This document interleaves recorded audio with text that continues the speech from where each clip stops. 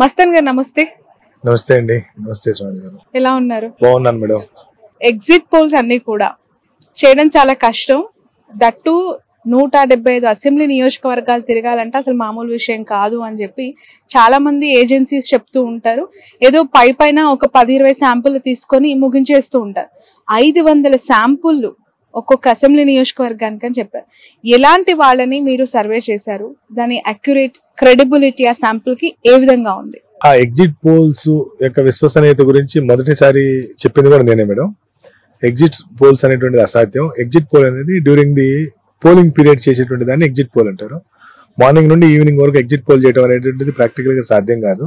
వందలాది మందిని రిక్రూట్ చేయాల్సి ఉంటుంది. ఆ రిక్రూట్మెంట్ కూడా ఒక్క వ్యక్తి అంటే ఒక రోజు కోసం రిక్రూట్ చేయాల్సి ఉంటుంది. కాబట్టి ప్రాక్టికల్ గా సాధ్యం కాదు. కాబట్టి పోస్ట్ పోల్ లేదా ప్రీ పోల్ మాత్రమే శాస్త్రీయమైనవి. ఎగ్జిట్ పోల్ అంత ఈజీ కాదని చెప్పినటువంటి వ్యక్తిని నేనే. అయితే ఇది పోస్ట్ పోల్ మేడం. పోలింగ్ మే 13వ తేదీ పూర్తయిన తర్వాత మే 15 నుండి మేము పోస్ట్ పోల్ స్టార్ట్ చేసాం.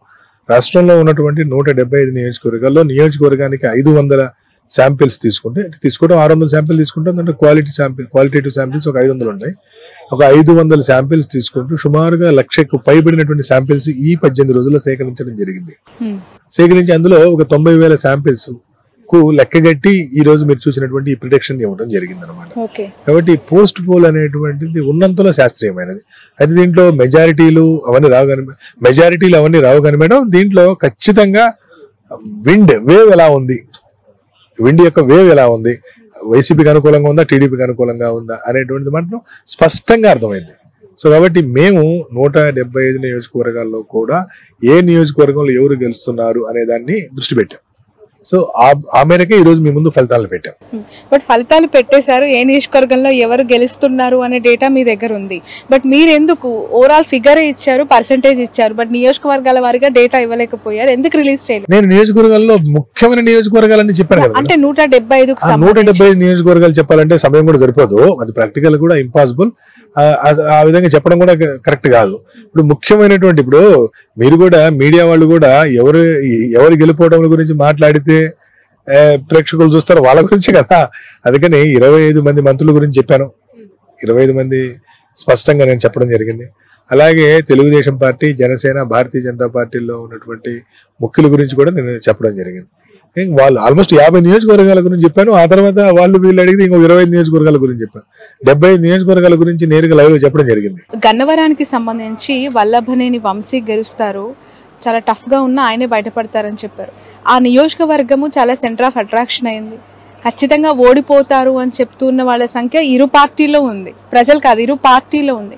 అలాంటి చోట ఏ ధైర్యంతో, ఏ ధీమాతో మస్తాన్ వంశీ గారే గెలుస్తారు అని చెప్పారు? మేడం, మా ధైర్యం, మా డేటా, మా విశ్వాసం, మా మెకానిజం పట్ల మాకు విశ్వాసం ఉన్న నాళ్ళు, మా డేటానే మా ధైర్యం అయిన నాళ్ళు మాకు ఇబ్బంది ఏముండదు. ఇప్పుడు వంశీ గారు అక్కడ స్థానికంగా ఎలక్షన్ చాలా బాగా చేసుకున్నాడు. అయితే ఎలక్షన్ చేసుకున్నాడు కాబట్టి గెలుస్తున్నాడని కాదు. అతను ఎలక్షన్ కంటే కూడా చాలా ముందు 2 సార్లు 3 సార్లు ప్రీపోల్ చేస్తే కూడా అక్కడ ఆయన లీడ్ లో కనబడ్డాడు. ఈసారి ఖచ్చితంగా ఈ 3 పార్టీలు గెలిస్తే ఇబ్బంది ఉంటది అన్న సంగతి ఆయన తెలుసుకొని చాలా జాగ్రత్తగా పోల్ మేనేజ్మెంట్ కానివ్వండి, ఎలక్షన్ హీరింగ్ కానివ్వండి, బూత్ మేనేజ్మెంట్ కానివ్వండి, అవన్నీ చాలా చక్కగా చేసుకోగలిగాడు. కాబట్టి ఈ రోజు ఆ ఫలితం రాబోతా ఉంది. సో అందుకని ఇంత ధైర్యంగా కూడా నేను చెప్పగలిగాను. పక్కనున్న గుడివాడకి సంబంధించి ప్రస్తావించలేదు ప్రెస్ మీట్ లో, ఎలా ఉంది అక్కడ ట్రెండ్? అంటే గుడివాడని ఎందుకు ప్రస్తావించలేదు అనేది, గుడివాడ ఖచ్చితంగా టైట్ కాన్స్టిట్యున్సీ. గుడివాడలో నాని గారిని, కన్నవరంలో వంశీ గారిని ఓడించడానికి అనేక మంది ఆ 2 నియోజకవర్గాల్లో మోహరించారు. మామూలుగా మోహరించలా, వేరే దేశాల నుండి కూడా వచ్చి మోహరించారు. కాబట్టి ఇది కొద్దిగా టైట్ కాన్స్టిట్యున్సీ, అందుకని దాని గురించి నేను పెద్ద ప్రస్తావించలేదు. చాలా టఫ్ గా ఉంది. స్టిల్ ఖచ్చితంగా ఎవరికి ఉందంటారు? చూడాలి ఏమవుద్దనేది. మీరు చేశారు కదా పోస్ట్ పోల్ చెప్పడానికి, కొంత తెలుగుదేశం పార్టీకి అనుకూలంగా ఉండే అవకాశం ఉంది. సార్, ఈ ఎంటైర్ ఎలక్షన్ ప్రాసెస్ లో మీరు గమనించిన అంశాలు ప్రధానంగా నెగటివ్స్, పాజిటివ్స్ ఏంటి? ఇప్పుడు గతంలో దాదాపు 49% ఆఫ్ ఓట్ షేర్ వైసీపీ సంపాదించింది. ఇంచుమించుగా దాని కొన్ని పాయింట్స్ ఇప్పుడు 50% మీరు ఇస్తూ ఉన్నారు. బట్ ఇక్కడ సీట్లు తగ్గుతూ ఉన్నాయి, అక్కడ పెరుగుతూ ఉన్నాయి. డిఫరెన్సియేషన్ ఏ విధంగా ఉంది? అంటే శ్రావణి గారు, 2019లో Telugu Desam party Janasena party, BJP party, YSRCP party వేరువేరుగా పోటీ చేసింది. పోటీ చేయడంతో వైఎస్ఆర్సీపీకి సుమారు 50% ఓటు బ్యాంక్ వచ్చింది. తెలుగుదేశం పార్టీకి 39% పైచిలుకే వచ్చింది. అంటే డైరెక్ట్ గా 10-11% గ్యాప్ ఉండటంతో ఎక్కువ సీట్లు వచ్చినాయి. ఇప్పుడు 10% ఓటు బ్యాంకు ఉన్నటువంటి జనసేన కూడా వచ్చి యాడ్ అయింది. సో ఆటోమేటిక్ గా బీజేపీ యాడ్ అయింది. వీళ్ళందరూ యాడ్ అయినప్పుడు సరే కొంత డిసడ్వాంటేజ్ వీళ్ళంతా యాడ్ అయ్యి 47% అయింది. కాబట్టి 49కి 47% అని పోటీ ఉన్నప్పుడు అనేక నియోజకవర్గాల్లో కూటమి గెలుస్తుంది. కాబట్టి 2019తో మనం కంపేర్ చేయలేం. ఎందుకు కంపేర్ చేయాలంటే 2019లో అది మల్టీ కార్నర్ కంటెస్ట్ జరిగింది. ఇప్పుడు 1-1 కంటెస్ట్ కదా, 3 పార్టీలు ఒక కూటమైంది, ఇది ఒక కూటమైంది. కాబట్టి ఖచ్చితంగా 2019తో పర్సంటేజ్ ఆఫ్ ఓట్స్ ని మీరు కంపేర్ చేయొచ్చు, కానీ నంబర్ ఆఫ్ సీట్స్ ని మీరు కంపేర్ చేయలేరు. ఓకే, ఈ ఎస్పెషల్లీ 3 పార్టీల కలయిక అంశము ఏ విధంగా ఉందంటారు గ్రౌండ్ లెవెల్లో? ఎందుకు అంటే బీజేపీతో పొత్తు పెట్టుకోవడం వల్ల ముస్లిమ్స్ దూరం అయ్యారు, మైనార్టీలు దూరం అయ్యారు అని ఒక వర్గం చెప్తూ ఉంటే, జనసేనతో పొత్తు పెట్టుకోవడం వల్ల కాపుల్లో స్ప్లిట్టింగ్ వచ్చింది, వాళ్ళంతా వైసీపీకి అలైన్ అయ్యారు అని చెప్పే వాళ్ళ సంఖ్య కూడా అదే స్థాయిలో ఉంది. కొంత ఇబ్బంది ఉంది శ్రావణి గారు. విషయం 2014లో జనసేన పార్టీ పెట్టిన కొత్తలో అలయన్స్ కి వెళ్ళినప్పుడు సీట్ల గొడవ లేదు. ఆ రోజు జనసేన సీట్లు అడగలేదు, కేవలం సపోర్ట్ చేశారు. కాబట్టి అసలు గోల్ లేదు, ఓట్ ట్రాన్స్ఫర్ విషయం లేదు, లీడర్కి ఏ సీట్ ఇవ్వాలి ఇవ్వలేదు. కానీ 2024లో వాళ్ళు ఖచ్చితంగా 50 సీట్లు మా జనసేనకి ఇస్తాయని జనసేన శ్రేణులన్నీ ఆశించినాయి. ముఖ్యంగా కాపు కమ్యూనిటీ ఖచ్చితంగా మాకు 50 సీట్లు అన్న ఇస్తారు అనేటువంటిది ఆశించారు. ఎప్పుడైతే 50 సీట్లు రాక దాన్ని 40, 30, 20, 24కి ఇచ్చారో ఆ రోజు ఈ జనసేన శ్రేణులన్నీ దిగాలు పడినాయి. కాపు కమ్యూనిటీ అంతా కూడా చాలా ఒక రకమైనటువంటి ఉద్రేకానికి లోనయ్యారు. ఆ తర్వాత 24 కూడా మళ్ళీ 3 బీజేపీకి ఇచ్చేసి 21కి పరిమితం చూసారా. ఆ రోజుతో ఖచ్చితంగా కాపు కమ్యూనిటీ చాలా ఇబ్బంది పడింది. జనసేనకి ఎక్కడైతే సీట్లు ఇచ్చారో జనసేనకి సీట్లు ఇచ్చిన దగ్గర టీడీపీ ఓటు బ్యాంక్ బాగా ట్రాన్స్ఫర్ అయింది. టీడీపీకి ఎక్కడైతే సీట్లు ఇచ్చారో అక్కడ జనసేన ఓటు బ్యాంక్ ట్రాన్స్ఫర్ కాలేదు. ఎందుకు కాలేదంటే ఈ బాధే కారణం. ఇంత పెద్ద పవన్ కళ్యాణ్ తీసుకుని 50 సీట్లను ఇస్తారనుకుంటే 21 సీటే ఇచ్చారనేటువంటి బాధ ఏదైతే ఉందో, ఆగ్రహం ఏదైతే ఉందో ఆ వర్గాల్లో, ఆ ఆగ్రహం కారణంగా జనసేన ఓటు బ్యాంకు 100% ట్రాన్స్ఫర్ కాలేదు. సో కాబట్టి జనసేన టీడీపీ అలయన్స్ సరే ఈ రోజు కనీసం టీడీపీకి సీట్లు పెరుగుతున్నాయి, జనసేనకి సీట్లు పెరుగుతున్నాయి, బీజేపీ పెరుగుతున్నాయి. కాబట్టి అధికారంలో రాలేకపోయినా కూడా టీం లేదంటే ఆ కూటమి సక్సెస్ అయినట్టే, గతం కంటే ఎక్కువ సీట్లు సాధిస్తుంది. Okay, right. ఎస్పెషలీ ఈ సోషల్ ఇంజనీరింగ్ అనే పదం ఈ 2024 ఎన్నికల్లో చాలా ఎక్కువగా అనిపించింది. మొదటగా దాని మీద అనాలిసిస్ చేసిన వ్యక్తి ఆరా మస్తాన్. గ్రౌండ్ లో మీకు వెళ్ళినప్పుడు ఎలాంటి రియాలిటీస్ కనిపించాయి? ఎస్పెషల్లీ బీసీలు గంపగుత్తగా టీడీపీకి కొన్ని సంవత్సరాలుగా అలైన్ అయి ట్రావెల్ అవుతున్న వాళ్ళని జగన్ ఏ విధంగా చీల్చాడు, బీసీ కమ్యూనిటీ ఏ విధంగా అలైన్ అయింది? చౌడి గారు, జగన్మోహన్ రెడ్డి గారు ఈ రాష్ట్రంలో ఉన్న సామాజిక వర్గాల నాడి పట్టుకున్నారంటంలో సందేహం లేదు. చూడండి, మనందరూ తెలుసు ఫలానా కులం అంటే ఈ పార్టీకి అనుకూలం, ఫలానా కులం అంటే ఈ పార్టీ అనుకూలం, మనం అందరూ అనుకుంటూనే ఉంటాం, జనరల్ అది కామన్. దీన్ని పొలిటికల్ ఎఫినిటీ అంటారు. అంటే పొలిటికల్ ఎఫినిటీ గ్రూప్స్, సపోజ్ కమ్మ, వైశ్య లేదా క్షత్రియ, ఈ వర్గాలు టీడీపీ ఎఫినిటీ. రెడ్డి, మాల, మాదిగ, ముస్లిము, ఇవన్నీ వైఎస్ఆర్సీపీ ఎఫినిటీ. ఈ పొలిటికల్ ఎఫినిటీ గ్రూప్స్ ఏవైతే ఉన్నాయో ఈ పొలిటికల్ ఎఫినిటీ గ్రూప్స్ ని రీఆర్గనైజ్ చేయడంలో జగన్మోహన్ రెడ్డి గారు సక్సెస్ అయ్యారు. ఎలా? వైఎస్ఆర్ కాంగ్రెస్ పార్టీకి ఉండే 4-5 పొలిటికల్ ఎఫినిటీ గ్రూప్ తో తెలుగుదేశం పార్టీకి ఆ అసెంబ్లీలోనో ఆ పార్లమెంట్ లో ఉన్నటువంటి ఇంకొక పెద్ద గ్రూప్ ని, తెలుగుదేశం ఎఫినిటీ గ్రూప్ ని తీసుకొచ్చి టికెట్ ఇవ్వడంతో ఈ 4 గ్రూపులతో పాటు ఆ గ్రూప్ కలిసి 5 గ్రూపులతో పెద్ద గ్రూప్ గా ఏర్పడటం మనం చూసాం అనమాట. ఇది అనేక నియోజకవర్గాలు అదే చేశాడు. సుమారుగా 103 స్థానాల్లో ఆయన చేసినటువంటి మార్పుల కారణంగా అనేక మంది కొత్త వాళ్లకు, బీసీలకు, చిన్న విషయం కాదు, అనేక సీట్లు ఈరోజు 175 అసెంబ్లీలో, 25 పార్లమెంట్లో, 200లో డైరెక్ట్ గా 100 ఎస్సీ, ఎస్టీ, బీసీ మైనార్టీలకు ఇచ్చారు. ఇది ఒక కీలకమైనటువంటి విషయం. రెండో విషయం, ఇవ్వటమే కాకుండా మహిళలతో పాటు పార్టీని నమ్ముకున్నటువంటి వాళ్ళకి అనేక దగ్గరలో అడ్జస్ట్ చేయడం అనేటువంటిది ఈ పొలిటికల్ రీఆర్గనైజేషన్ కి బాగా ఉపయోగపడింది.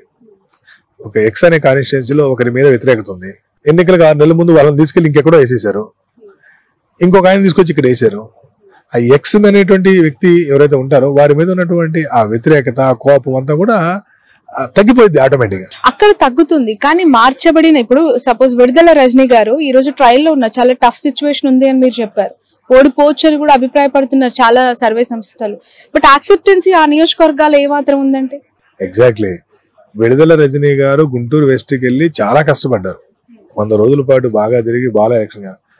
విడుదల రజనీ గారు కాకుండా ఇంకెవరైనా సరే, విడుదల రజనీ గారు కాకుండా ఇంకెవరైనా సరే అక్కడ ఆ మాత్రం పెర్ఫార్మెన్స్ ఇచ్చేటువంటి పరిస్థితి లేదు. అది హార్డ్ కోర్ తెలుగుదేశం కాన్స్టిట్యున్సీ. ఆ నియోజకవర్గంలో పొలిటికల్ ఎఫినిటీ గ్రూప్స్ అన్ని కూడా టీడీపీతో ఉంటాయి. టీడీపీ ఎఫినిటీ గ్రూప్స్ ఎక్కువ అయినా కూడా ఈ రోజు ఇంత పోటీ ఇవ్వగలుగుతుంది అంటే చిన్న విషయం కాదు. కాబట్టి నేను కూడా ఏంటంటే మార్జిన్ ఆఫ్ ఎర్రర్ లోబడి ఉంది అక్కడ రిజల్ట్, మార్జిన్ ఆఫ్ ఎర్రర్ లోబడి ఉంది అనమాట. కాబట్టి ఈ మార్చినందువల్ల ప్రయోజనం జరిగినట్టే కదా. బహుశా అక్కడ ఆవిడ కాకుండా ఇంకెవరు నిలబెట్టినా కూడా ఆ స్థాయి పెర్ఫార్మెన్స్ లేదా ఆ స్థాయి ఫలితం వచ్చేటువంటి పరిస్థితి లేదు. Okay, right. మీరు గతంలో ఒకసారి మాట్లాడుతున్న సందర్భంలో నాతో ఆన్ ఫోన్ కాల్ నేను మిమ్మల్ని అడిగిన ప్రశ్న, సార్ పోలింగ్ పర్సెంటేజ్ ఈ స్థాయిలో గతం కంటే ఎక్కువగా ముందుకెళ్తోంది, అది 81% రీచ్ అయిన సందర్భంలో ఖచ్చితంగా అది వ్యతిరేక ఓటు ఒకవేళ అది పెరిగితే, లాస్ట్ టైం కంటే పెరిగితే ఖచ్చితంగా కూటమికే ఛాన్స్ ఉంది, లేదు అంటే వైసీపీ వస్తుంది ఆగిపోతే, లాస్ట్ టైం కంటే ఒక్క పాయింట్ వచ్చి ఆగిపోయినా వైసీపీకి ఎజెండా. బట్ ఈ రోజు చూస్తే ఎంటైర్లీ డిఫరెంట్ గా మీ రిజల్ట్ ఇవ్వడం జరిగింది. ఎగ్జాక్ట్లీ శ్రవణి గారు, మనం మాట్లాడుకుంది బిఫోర్ పోలు. తర్వాత పోలింగ్ రోజు సాయంత్రం నేను ఒక ప్రైవేట్ టీవీ ఛానల్లో మాట్లాడుతూ కూడా ఈ వ్యాఖ్య చేశాను. ఆ తర్వాత 24 గంటలకి డేటా వచ్చింది, పోలింగ్ బూత్ వైజ్, మండల wise, assembly wise, parliament data వచ్చిన తర్వాత ఆ డేటాని ఒకసారి మేము వెరిఫై చేసాం. వెరిఫై చేస్తే ఆ డేటాని బేస్ చేసుకొని చూస్తే ఎక్కడెక్కడ వైఎస్ఆర్సీపీకి అనుకూలత ఉందో ఆ లొకాలిటీస్ లేదా ఆ పోలింగ్ బూతుల్లో విపరీతమైనటువంటి పోలింగ్ జరిగింది. 92-94% కూడా పోలింగ్ జరిగింది వైసీపీ అనుకూల ప్రాంతాల్లో. టీడీపీ అనుకూల ప్రాంతాల్లో 70-72% జరిగింది. చిన్న విషయం కాదు. సో ఎప్పుడైతే మేము ఈ డేటా మొత్తాన్ని ఒకసారి వెరిఫై చేసామో ఆ అనాలిసిస్ లో మాకు అర్థమైంది ఏంటంటే ఈ అనుకూలత వైఎస్ఆర్సీపీకి సంబంధించింది, ఇది ప్రతిపక్షం మీద ఉన్నటువంటి అనుకూలత కాదు అనేది. కానీ ఆ రోజు బిఫోర్ పోల్ మీతో మాట్లాడినప్పుడు కానీ, లేదంటే పోలింగ్ డే రోజు వేరే ఛానల్లో మాట్లాడినప్పుడు కానీ ప్రాబ్లం ఏంటంటే డేటా రాలేదు, పోలింగ్ జరుగుతుంది. నేనేమో 5 గంటల నుండి మాట్లాడుతా ఉన్నాను టీవీలో, 5-5:30కు. ఆ రోజు రాత్రి 10:30-11 గంటల వరకు కూడా 12 వరకు కూడా పోలింగ్ జరుగుతూనే ఉంది. సో ఆ పోలింగ్ కారణంగా ఈ పోలింగ్ ఏ వర్గాలు ఏంటి అనేటువంటిది మనకు 2 రోజులు ఆగితే తప్పితే అర్థం కాదు. మహిళలు ఎంతమంది వచ్చారు, ఏ కాలనీలో లేకపోతే ఏ పోలింగ్ బూత్ లో ఉన్న ఓట్లు ఎన్ని పోల్ అయినాయి అనేటువంటిది 2 రోజులు పట్టేటువంటి 2 రోజుల తర్వాత ఇవన్నీ చూసిన తర్వాత ఇది వైఎస్ఆర్సీపీ ప్రభుత్వానికి అనుకూల ఓటు పడింది అనేటువంటి క్లారిటీకి అయితే మేము రాగలిగాం. Okay, right. ఈ పెరిగిన ఓటు పర్సెంటేజ్ లో మెజారిటీ ఆఫ్ ద ఓటు మీరు ఫీమేల్ ఫ్యాక్టర్ కి ఇస్తున్నారు, దాదాపు పురుషుల కంటే ఎక్కువగా మహిళలు వేశారు అని చెప్పి. జగన్ గారి నమ్మకం, నమ్మిన సిద్ధాంతం కూడా మహిళలు, నా అక్క చెల్లెలు, నా అవ్వ తాతలని మాత్రమే ఆయన మాట్లాడుతూ ఉంటారు. ఎందుకు మహిళలు ఎక్కువగా జగన్ గారికి, ఆ ప్రభుత్వానికి అట్రాక్ట్ అయ్యారు? వాట్ ఆర్ దోస్ క్వాలిటీస్ అండి? అంటే చాలా ఏదో పరుగు పందెం పెడితే పరిగెత్తుతారు కదా ఓటేయడానికి, కొన్ని నియోజకవర్గాల్లో టైం అయిపోతుందేమో అని చెప్పి అలా చాలా ఫాస్ట్ గా నడుచుకుంటూ వెళ్ళిన ముసలోళ్ళని, లేదంటే మధ్యతరగతి వయసు వాళ్ళని చూసాం విజువల్స్ లో. సో అది ఏం ఫ్యాక్టర్స్ అంటారు? శ్రావణి గారు, మహిళలకి ఒకటి ప్రధానంగా అవసరమైంది ఆత్మగౌరవం, 2 ఆర్థికంగా చేయూతనిచ్చేటువంటి ఆత్మగౌరవం. ఎక్కడ పెరిగిందంటే వాళ్ళు గ్రామంలో లేదా వాళ్ళ వార్డులో ఏ పని కోసం కూడా ఎవరి దగ్గరికి వెళ్లాల్సిన పని లేదు. వాళ్ళకి ఏదైనా పని ఉందని వాలంటీర్కి ఫోన్ చేస్తే వాలంటీరే వచ్చి వాళ్ళకి కావాల్సిన సర్టిఫికెటో, వాళ్ళకి కావాల్సినటువంటి పెన్షనో, వాళ్ళకి కావాల్సినటువంటి ఇల్లు, స్థలమో అన్ని ఈ వాలంటీర్ రాసి పోవాల్సిన పరిస్థితి. అంటే వాళ్ళు ఒక పని కోరి ఎవరి దగ్గరికి వెళ్ళి చేతులు కట్టుకుని నిలబడాల్సినటువంటి అవసరం లేదు. It's number 1. నంబర్ 2, ఆర్థిక స్వావలంబన. 2 నెలలకో 3 నెలలకో అకౌంట్లో 10,000, 15,000. రూరల్ ఏరియాలో 10-15 వేలు అనేది చిన్న విషయం కాదు. 200 రూపాయల నుండి 300 రూపాయలు మాత్రమే ఒక మహిళ కూలి ఉంటుంది. 20 రోజుల నుండి 25 రోజులు మాత్రమే పని దొరుకుతుంది. 25 రోజులు పనికి వెళ్తే 7,500 రూపాయలు వస్తుంది. 20 రోజులు పని దొరికితే 6,000 రూపాయలు వస్తుంది. అటువంటి మహిళ అకౌంట్ లో 2 నెలలకో 3 నెలలకో ఏదో ఒక పథకం పేరుతో 60,000, 80,000, 1,00,000 రూపాయలు దొరకడం అనేది చిన్న విషయం కాదు. సో కాబట్టి ఖచ్చితంగా ఇది మహిళల ఆర్థిక స్వావలంబన, ఆత్మగౌరవాన్ని. అందుకని మహిళలు ఎక్కువగా జగన్మోహన్ రెడ్డి గారిని ఆదరించారు. మన 55-56% మంది మహిళలు ఈరోజు ఓటింగ్ చేశారు. Okay, right. Urban and rural పూర్తిగా కన్సాలిడేట్ అయిపోయారంటారా? మొత్తం టీడీపీకి వాళ్ళేసారు, రూరల్ అంతా వైసీపీకి. రూరల్ లో ఎక్కువగా వైఎస్ఆర్సీపీకి ఓటింగ్ జరిగింది. అర్బన్ లో పోలింగ్ పర్సంటేజ్ తక్కువ. Hmm. ఆ తక్కువ కారణంగా సహజంగా అర్బన్ ఏరియాలన్నీ కూడా నేను ఇందాక చెప్పాను, శ్రీకాకుళం, విజయనగరం, విశాఖ, రాజమండ్రి, ఏలూరు ఇవన్నీ కూడా కొంత టీడీపీకి అనుకూలంగా ఉన్నాయనేటువంటి సంగతి చెప్పాను. సహజంగా అర్బన్ ఏరియాలో వాళ్ళకి అనుకూలంగా ఉన్నాయి. అంతకు మించి అక్కడ మీరు చూస్తే సాలిడ్ గా 74% పోలింగ్, రూరల్ ఏరియాలో 92% జరిగింది. కాబట్టి ఈ పెరిగినటువంటి ఈ రూరల్ ఓటింగ్, అందులో ముఖ్యంగా ఈ ఎస్సీ ఎస్టీ కాలనీలో పెరిగిన ఓటింగ్ అంతా కూడా వైఎస్ఆర్సీపీకి అనుకూలంగా పడిందని చెప్పడంలో ఎటువంటి సందేహం లేదు. Majority of the negative points లో రాజధాని అంశం ఒకటి అని చెప్పి మస్తాన్ గారు ఇంతకు ముందు ప్రెస్ మీట్ లో చెప్పారు. తీసేయాలనుకున్న గుంటూరు అమరావతిలో, పెట్టాలనుకున్న వైజాగ్ లో acceptance. This is very sad truth. దీనిపైన మీ విశ్లేషణ ఏంటి? అంటే రాజధాని పోతుంది కాబట్టి తమ భూముల యొక్క విలువలు పడిపోతున్నాయి అనేటువంటి ఉద్దేశంతో గుంటూరు పార్లమెంట్ అంతా కూడా అధికార పార్టీకి వ్యతిరేకంగా ఓటేశారు. విశాఖపట్నంలో మేము ప్రశాంతంగా ఉంటున్నాం, ఇక్కడికి వచ్చి మీరంతా రాజధాని, రాజులు, రాజ్యాలు, ఇక్కడికి వచ్చి ఎమ్మెల్యేలు ఈ గోలంతా ఉంటే మేము ప్రశాంతత పోయిద్దని చెప్పి వాళ్ళు వ్యతిరేకంగా ఓటు వేశారు. అందుకనే విశాఖపట్నం పార్లమెంటు, గుంటూరు పార్లమెంట్ లో 1-2కి మించి వైసీపీకి వచ్చే అవకాశం లేదు. ఇక ఇది జగన్మోహన్ రెడ్డి గారికి ఇది తెలుసు. ఈ ఖచ్చితంగా అక్కడ ప్రతిబంధకం ఉంటుందని తెలుసు, ఇక్కడ వ్యతిరేకత ఉంటుందని కూడా తెలుసు కూడా ఆయన ఆ ధైర్యం చేశారు. వై నాట్ 175 అని చెప్పి వైసీపీ, జగన్మోహన్ రెడ్డి పదే అన్న సందర్భం మనం చూస్తున్నాం. మీరేమో ఇక్కడ 90 to 100 చేంజ్, మీరు 94 to 104. అంటే ఒకటి లక్ష్యం పెట్టుకోవడం తప్పులేదు, కానీ లక్ష్యం పెట్టుకున్నట్టుగా ఎదురు 3 పార్టీలు కలిసినాయి కదా. ఇతని లక్ష్యం పెద్దగా ఉంది కాబట్టి అవతల 3 పార్టీలు కలిసినప్పుడు సో వాళ్ళకు కూడా కన్సాలిడేటెడ్ ఓటు బ్యాంక్ ఉంటుంది కదా. సో ఆ ఓటు బ్యాంక్ అనేటువంటిది అంత ఓటు బ్యాంక్ 46-47% ఉన్నప్పుడు 175 అనేది సాధ్యం కాదు. సరే లక్ష్యం పెట్టుకోవడం దాన్ని ఎవరు తప్పు పట్టాల్సిన పని లేదు. రైట్. బీజేపీతో పదే పొత్తు పెట్టుకోవడం వల్ల నెగిటివ్ అయింది, లేదంటే డైరెక్ట్ గా అధికారంలోకి వచ్చే స్థాయి టీడీపీకి ఉంది అని మాట్లాడే వాళ్ళకి నిజమేనా? లేదు శ్రావణి గారు, ఇది బీజేపీని బదనాం చేయడానికి ఏదో వాడేటువంటి విషయమే గానీ బీజేపీతో కలిస్తే పూర్తిగా నష్టపోతామని కనుక చంద్రబాబు గారికి తెలిస్తే బీజేపీతో ఎందుకు పొత్తు పెట్టుకుంటారు? కొన్ని అవసరాలు ఉన్నాయన్నారు కదా. ఎగ్జాక్ట్లీ అదే చెప్తున్నా. ఆ అవసరాలు బీజేపీతో ఏదైనా నష్టం జరిగితే అంతకంటే ప్రయోజనాలు ఎక్కువ ఉన్నాయి కాబట్టి పెట్టుకున్నారు. సింపుల్. Okay right. జనసేన ఏ విధంగా పుంజుకుందంటారు? మీ అనాలిసిస్ ఏంటి? ఎందుకు అంటే జనసేన 14-15 మంది శాసనసభ్యులు అసెంబ్లీకి వెళ్ళబోతున్నారు కదా, వాళ్ళకి మేలే కదా ఇది. కాకపోతే 10 ఏళ్ల తర్వాత కూడా ఇంకా 10-15 సీట్ల గురించి ఆలోచించాల్సి రావడం కొంచెం బాధాకరం జనసేన విషయంలో. సో జనసేనకి ఇప్పటి వరకు ఒక సింబల్ కూడా అంటే సాలిడ్ గా లేకపోవడం అనేటువంటిది వాళ్ళకి మైనస్. వాళ్ళు చాలా ఆందోళన పడ్డారు గాజు గ్లాస్ విషయంలో. అంటే జనసేన ఇక నుండైనా వాళ్ళు సంస్థాగత నిర్మాణం చేసుకుంటారని అనుకుంటున్నాను నేను, ఎందుకంటే 15 అసెంబ్లీలు వస్తాయి కాబట్టి. ఇక్కడ ఒక క్వశ్చన్ నేను మిమ్మల్ని అడగాలి. జనసేన పార్టీ కాపు సామాజిక వర్గం ఫ్యాక్టర్ లో ఓన్లీ వాళ్ళే పవన్ కళ్యాణ్ కి అట్రాక్ట్ అవుతున్నారా, యూత్ అట్రాక్ట్ అవుతున్నారు, లేదు మిగతా సామాజిక వర్గాలను కూడా అట్రాక్ట్ చేసేలాగా పవన్ కళ్యాణ్ కి గ్రౌండ్ లో ఉందా? అంటే ఒకటండి, పవన్ కళ్యాణ్ ప్రధానమైనటువంటి ఓటు బ్యాంకు కాపు ఓటు బ్యాంకు, తర్వాత యూత్. సరే ఆ యూత్ లో ఏ వయసు వాళ్ళు ఓటు హక్కు ఉన్నవాళ్ళ లేరా అంటే అది ఒక పెద్ద చర్చ. కానీ పవన్ కళ్యాణ్ గారిని ఎక్కువ మంది లైక్ చేస్తుంది మాత్రం రాజకీయంగా కాపు కమ్యూనిటీ. సినిమా పరంగా అందరు లైక్ చేస్తారు, irrespective of the caste, religion, అందరు అన్నిట్లో ఆయన అభిమానులు ఉంటారు. కానీ బట్ ఖచ్చితంగా ఈ ఎన్నికల తర్వాత ఆయన సంస్థాగత నిర్మాణం కొంత చేసుకుంటారని మాత్రం నేను ఆశిస్తున్నాను. చాలా సర్వే సంస్థలు కూటమికి అనుకూలంగా ఇచ్చాయి. ఆరా మస్తాన్ గారు వైసీపీ అధికారంలోకి వచ్చే అవకాశం ఉందని ఇచ్చాయి. అంటే చాలా ఏం కాదు, అనేక సంస్థలు వైసీపీ కూడా వచ్చాయి.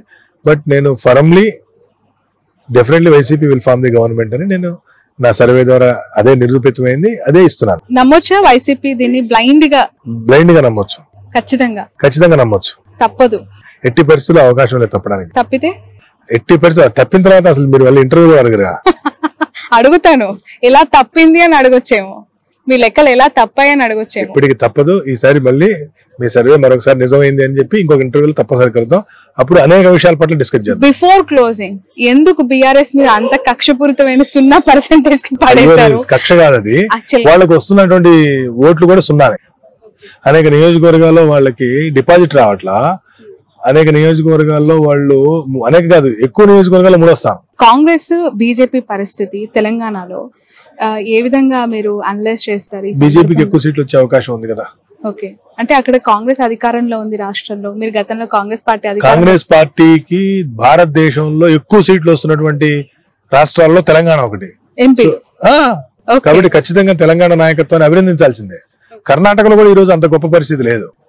కాబట్టి ఖచ్చితంగా కాంగ్రెస్ పార్టీ పెర్ఫార్మెన్స్ చాలా గుడ్ పెర్ఫార్మెన్స్. మిమ్మల్ని ఒక క్వశ్చన్ తో క్లోజ్ చేస్తాను. జగన్ గారికి ఈ ఎంటైర్ సర్వే చేసిన తర్వాత ఒక సలహా ఇవ్వాలి అంటే ఏమి ఇస్తారు? కూటమికి బాబు గారికి ఒక సలహా ఇవ్వాలంటే ఒక సెఫాలజిస్ట్ గా ఆరా మస్తాన్ చూసిన రియాలిటీస్ ఉద్దేశించి ఏం చెప్పగలుగుతారు? జగన్మోహన్ రెడ్డి గారు పాటిస్తున్నటువంటి సోషల్ ఇంజనీరింగ్ పాటించమని చంద్రబాబు నాయుడు గారికి చెప్తాను. చంద్రబాబు నాయుడు గారు ఏదైతే డెవలప్మెంట్ మోడల్ చూపిస్తున్నారో దాన్ని ఫాలో కమ్మని జగన్మోహన్ రెడ్డి గారికి చెప్తాను. ఇక్కడ క్రాస్ అడ్వైజ్ ఇస్తున్నారు మీరు ఇద్దరు. ఓకే, వాళ్ళు ఇది చేస్తే ఈయన ఇది చేస్తే ఖచ్చితంగా సక్సెస్ అవుతారు. పోటాపోటీగా ఈ రాష్ట్ర ప్రయోజనాలు దెబ్బతినకుండా బాగుపడతాయి. ఓకే, కుప్పంలో ఓడగొడతామని వైసీపీ చెప్తోంది, మీరేమో గెలుస్తున్నారు అన్నారు. మంగళగిరిలో లోకేష్ కి, పిఠాపురంలో పవన్ కి, బాలయ్యకి రకరకాల వార్తలండి. మీరేమో క్లియర్ గా వాళ్ళందరూ గెలిచేస్తున్నారు. నిజంగా అంత క్లియర్ కట్ గా ఉందా మ్యాండేట్ అక్కడ? క్లియర్ గా గెలుస్తున్నారు. బాబు గారి గురించి అక్కడ పర్సెంటేజ్ ఏం లేదు. బాబు గారు కంఫర్టబుల్ 40,000+ మెజార్టీతో వారు గెలవబోతున్నారు అక్కడ. పవన్ కళ్యాణ్ గారు వారు కూడా 40,000కు పైబడిన మెజార్టీ, లోకేష్ గారు 20,000కు పైబడిన మెజార్టీతో గెలవబోతున్నారు. బాలయ్య గారు 20,000 ఉంటుంది, 18-20,000 ఉంటుంది. అంటే బాలయ్య గారి విషయంలో ఎస్పెషల్లీ బీసీ కమ్యూనిటీకి టికెట్ ఇవ్వటము, ఫీమేల్ ఫ్యాక్టర్ ఇవన్నీ ఉన్నాయి కదా. అంటే ఎంత ఉన్నా కూడా అక్కడ మొదటి నుండి తెలుగుదేశం పార్టీకి స్ట్రాంగ్ హోల్డ్ ఉంది. అక్కడ ఉన్నటువంటి అందరూ కూడా ఎన్టీ రామారావు గారిని విపరీతంగా అభిమానిస్తారు, ఆరాధిస్తారు. సో కాబట్టి వాళ్ళు ఖచ్చితంగా అక్కడ తెలుగుదేశం పార్టీకి పెంచుకోండి. ఇప్పటి వరకు 83 నుండి ఓడిపోయినటువంటి సీటు హిందూపూర్. అవును, రైట్. ఇక్కడ వంగా గీత గారు చాలా టఫ్ ఫైట్ ఇచ్చారు, డిప్యూటీ సీఎం చేస్తానన్నారు. అవి ఏమీ కన్సిడరబుల్ కాలేదా గ్రౌండ్ లో? కమ్యూనిటీ సుమారు 1,00,000 ఓట్లు ఉన్నటువంటి కాపు కమ్యూనిటీ ఈసారి పవన్ కళ్యాణ్ గారు ఓడిపోతే కమ్యూనిటీ పరువు పోతుంది అనేటువంటి ఒక ధోరణిలోకి వెళ్ళిపోయారు. కాబట్టి ఈ రోజు చాలా తేలికగా ఆయన గెలవబోతున్నారు. Okay, right. Thank you so much Aara Mastan గారు, మీ వాల్యుబుల్ టైం ని మాకు అందించినందుకు. ఫైనల్లీ ఈ సర్వే గురించి ఏదైనా మెసేజ్ ఇవ్వాలనుకుంటున్నారా మీ సంస్థ తరపున? ఖచ్చితంగా జూన్ 4వ తేదీ మా ఫలితాలే నిజంగా అవుతా ఉన్నాయి. జూన్ 5వ తేదీ తిరిగి మీ అందరి ముందుకు ఈ విషయంతో మళ్ళీ వస్తాను. ధన్యవాదాలు. Thank you so much. ఇది ఆరా మస్తాన్ గారితో స్పెషల్ ఇంటర్వ్యూ. ఖచ్చితంగా రిజల్ట్ మాత్రం తప్పే అవకాశం లేదు. తప్పితే ఇంకా ఫ్యూచర్ ఉండదు సెఫాలజిస్ట్ గా అని చెప్పి తను అభిప్రాయపడుతున్నారు. ఎందుకంటే ఆరా మస్తాన్ చాలా అక్యురేట్ గా లాస్ట్ టైం లో కూడా అనేక రిపోర్ట్స్ జెన్యూన్ గా ఉన్నాయి, ఎగ్జాక్ట్లీ జరిగాయి. కాబట్టి ఇప్పుడు కూడా జరుగుతుంది, జరగబోతుంది అని నమ్మాలి అంటున్నారు. That's all for now.